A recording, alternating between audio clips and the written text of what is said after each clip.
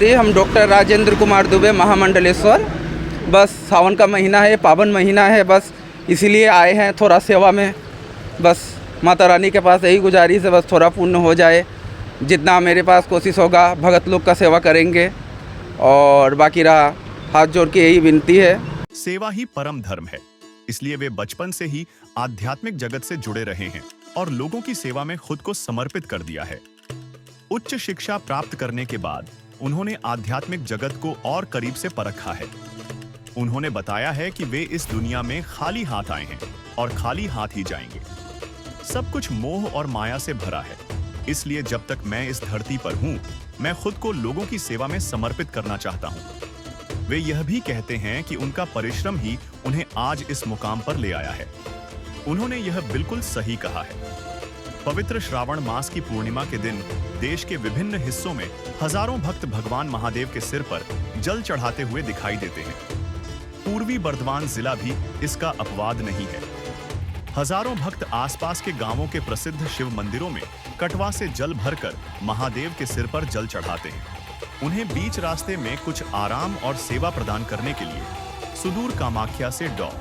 राजेंद्र कुमार दुबे महामंडलेश्वर, कामाख्या, दी और दुबे के नेतृत्व में घुसकरा नगर पालिका के अंतर्गत धारापारा गांव में आयोजित सेवा शिविर में आए।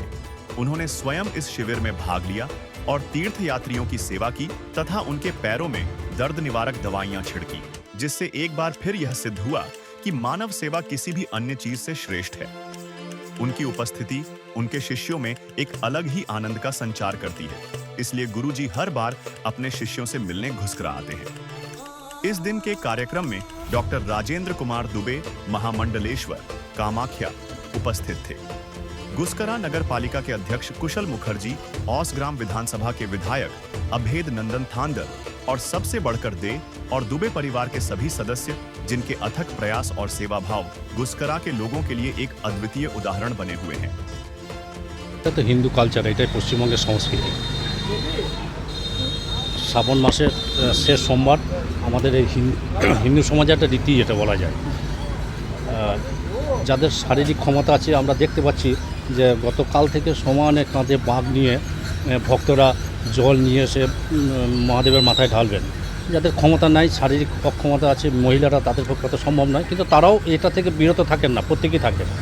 এবার সবথেকে বড় কথা হচ্ছে যে এই যে এত পুণ্যার্থী এরা এত দূর দূর থেকে জায়গায় গিয়ে জল দিয়ে এসে শিবের মাথায় ঢালবেন, এরা সারাদিন হাঁটছে, সারা রাত হাঁটছে।